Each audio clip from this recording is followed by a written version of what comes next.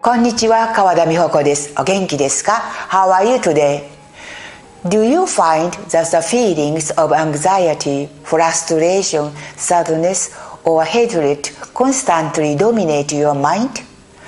When you try not to think about them, but they inevitably arise, how can you get rid of them? Looking back on my life, the most difficult time for me emotionally was when I was caring for my mother at home. After 2 years of going to her house for taking care of her, I took her my home and cared for her by myself for 5 years until she passed away. I had to stop the work I had started on my own. Especially during the first 2 years, I felt as if my life was almost over, because my time and freedom of action were extremely reduced.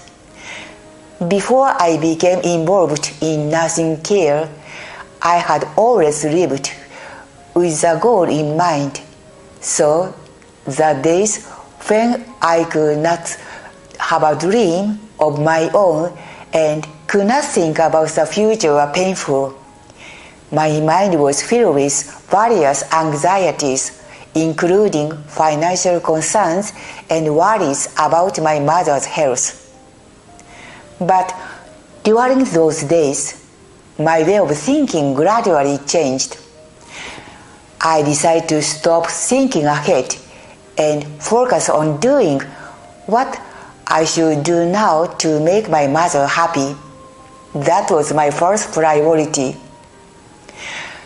This change of mind was a major turning point in my life as a caregiver.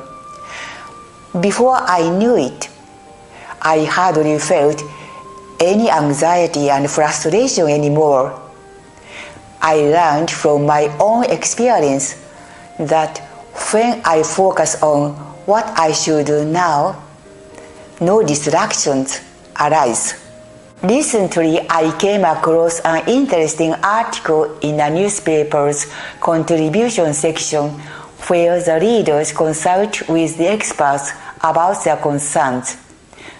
The contributor was a woman in her 20s. She has lived her life focusing only on the present, such as today and tomorrow, to the fullest without thinking about a dream for the future. But her cousin of the same generation advised her to live with a dream. So she posted this in a newspaper, wondering if it might be strange for not having considered having a dream. A male philosopher answered her concerns. His response was impressive. He said, "There are different types of people, those who live to the future, and those who face the present and live in the present. The latter don't need dreams because they can live for the present rather than the future. I feel your life is fulfilled by living in the present, so my advice for you is enjoying your daily life more." While reading this, I looked back on my caregiving days. I used to be the type to live looking at the future, but when I was placed in a situation where I could not do that, I wonder I changed to the type to live in the present. A Buddhist priest Kenko wrote Essays in Idleness 700 years ago. It consists of many short essays, and it contains several chapters on the secrets of a peaceful life. One of the essays says, "Don't think about the distant future, but spare the present moment and do what you have to do first." He gives 4 reasons for this, and one of them is to remove unnecessary thoughts from your mind.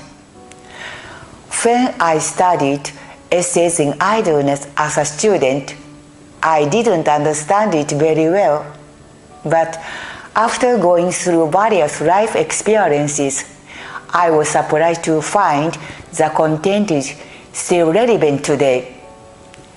I also found from my experience the distractions disappear from my mind. I have more time available for myself.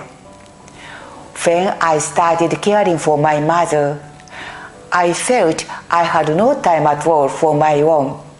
But the fact was I spent a lot of time thinking about useless things. Kenko says a moment is very short, but if it accumulates, it will become a lifetime. To lead a fulfilling life, I believe the first step is to value the present moment. I hope my story will be helpful to you. See you soon. ごきげんよう。